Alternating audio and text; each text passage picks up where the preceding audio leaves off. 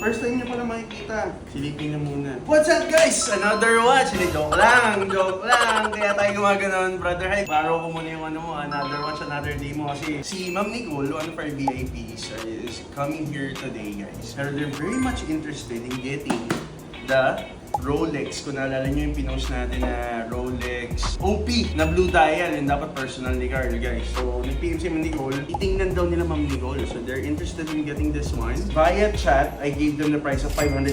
Pero negotiable pa naman. Pero they're interested and they said that they're within the area na. So tingnan natin kung magbibenta natin kasi kakasold lang natin ng luxury watch guys the other day. Si Sir pala, shoutout sa'yo ah. Nag-post tayo ng Rolex, bumili siya ng Tudor. So yung Tudor Black Bay. Let's see whether this is gonna be another done deal sa watch. So guys, tingnan natin ha. Nga-fit nyo na ba ito? Hindi pa. First time nyo pala makikita. Silipin nyo muna. This is 2024. Ito yung card niya.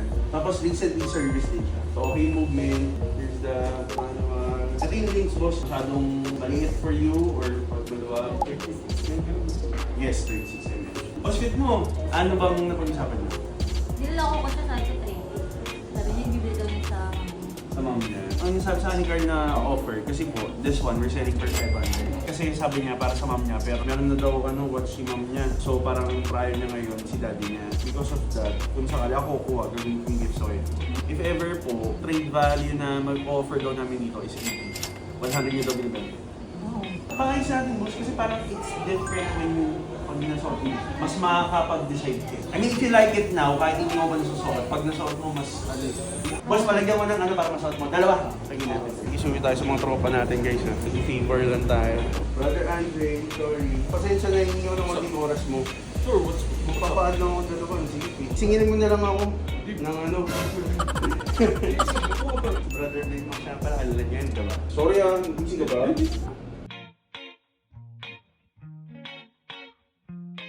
Bawi ako sa'yo No worries. Here we go. No worries, brother. Maraming salamat. No problem. I owe you. No worries, brother. Thank you. Sige. Pag kami papasintas kang sapatos, dali mo dun. Ako expert sa'yo. Boss, thank you. Balik tayo sa home course natin. Ito na madam. Boss, yung ano. Sorry sinuot ko na. Nagandaan din ako eh. Ganda kasi. Diba? Actually maganda talaga. Ito, tingin mo boss. Testing. Bali, ito yung isang link pa niya. Complete links kasi ito eh. So, pinaad ko lang dalawa kasi pili ko too big na. Maluwag, pabawasan ko. Gusto mo yung medyo may wiggle room kasi sakal, no? Ayun.